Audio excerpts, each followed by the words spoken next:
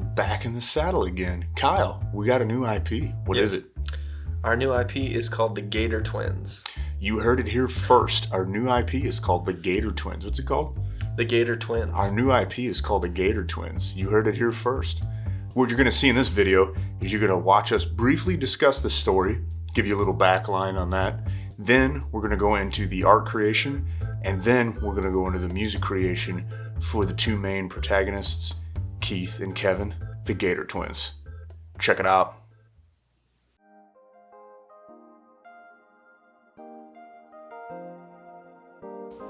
All right, Mr. Kyle, we're going over the storyline briefly for our new IP, the Gator Twins, which I think we've said already 4 times in this video. So, as you can tell, we're highly caffeinated. So, with this story, what is going on here? What's the setting of this story?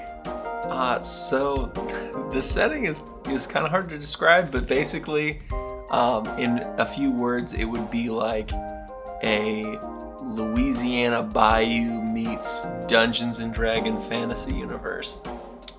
Perfect. I mean, we've been excited about this since the inception. Yeah. And so what's happening is the Gator Twins, accompanied with their wizard friend and his magical platypus familiar, and then Mama, which is a rock creature that you all see in different videos, they're going to go on a journey to help the twins gather pieces for the Destruction Derby car. This is set in the D&D world, meaning they will go on epic adventures. They're going to be battling things like dragons and dark wizards and mages and skeleton armies and ogres and all that stuff. We want it all in there when they're just getting like radiator caps and it's, I mean, so you can tell by how we're talking about this and laughing, it's just going to be very, very extraordinary.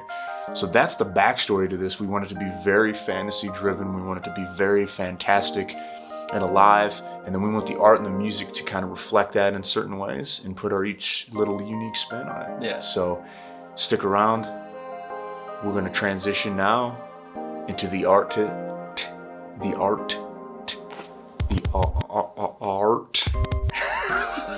and into the music.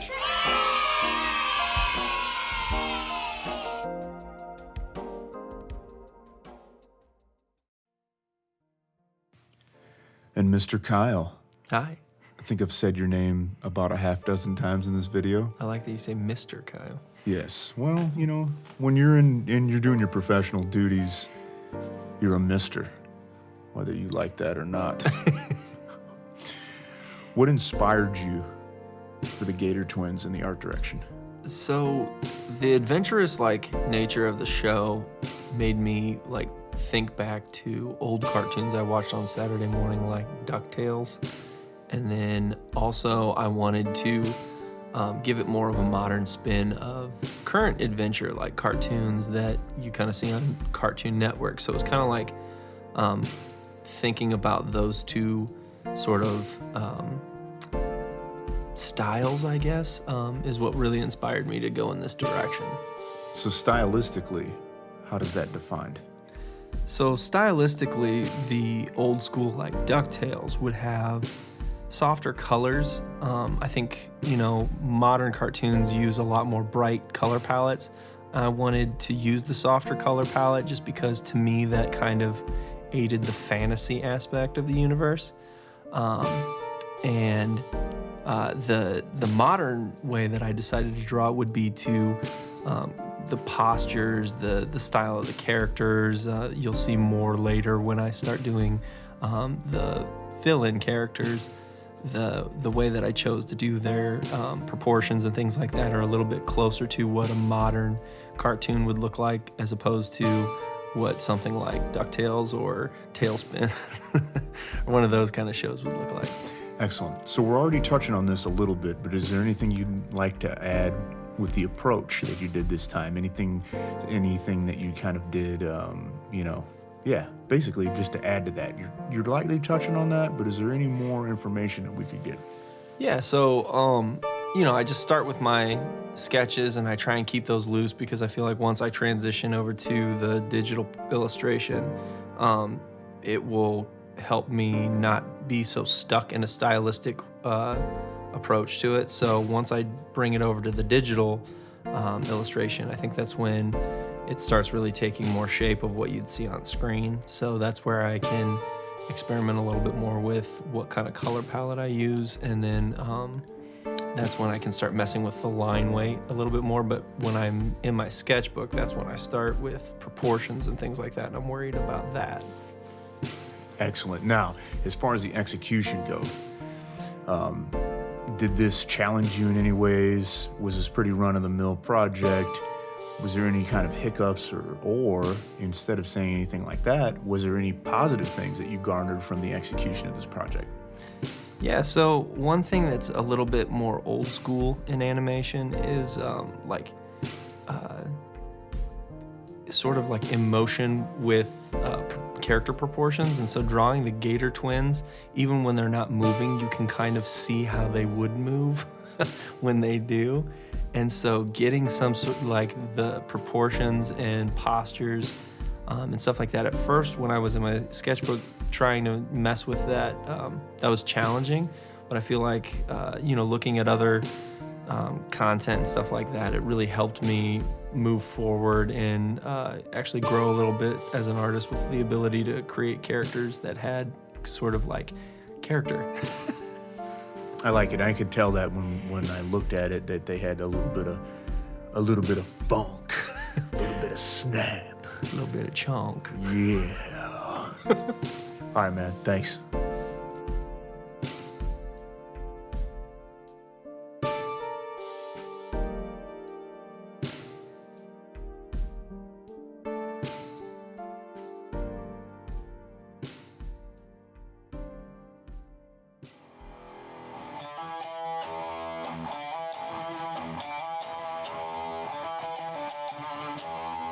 All right, Mr. John.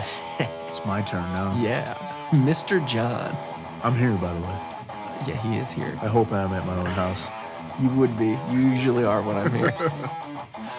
So, starting off with your project, your side of this project anyways, what was your inspiration going into this?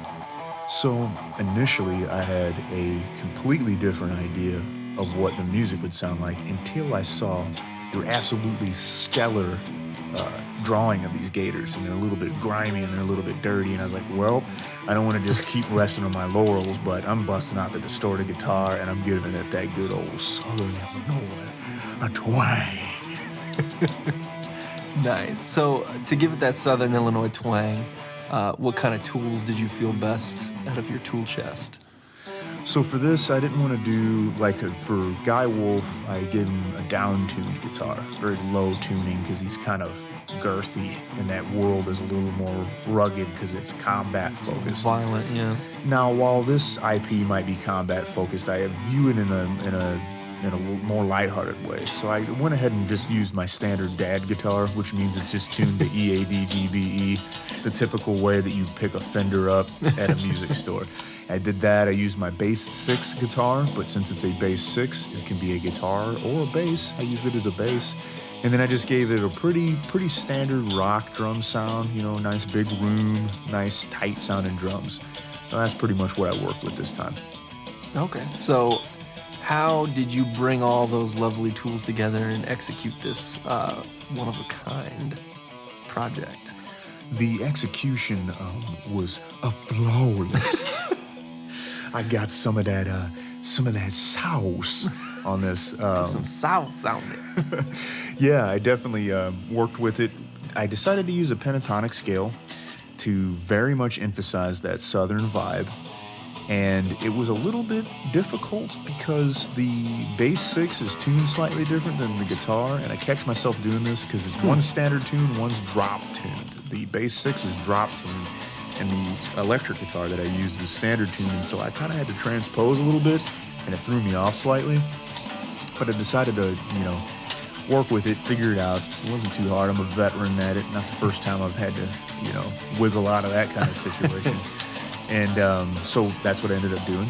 And then I played the drums on the thing. The drums I wanted to keep real simple. I wanted the drums to back off this and give it a lot of room for what else you hear like the cowbell that I just had to have. I mean, this is a world that demands cowbell. Exactly. You know, the cowbell spoke to me, and from the ethereal realm, it said, you must, son. So we executed some cowbell licks in there, which is really just keeping the quarter note pulse. And my friend, that's about all I have to say about that. That's all I got to say about that.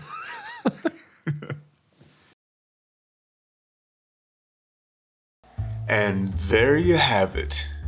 We did some Gator Twinage. Was that fun or what? That was really fun.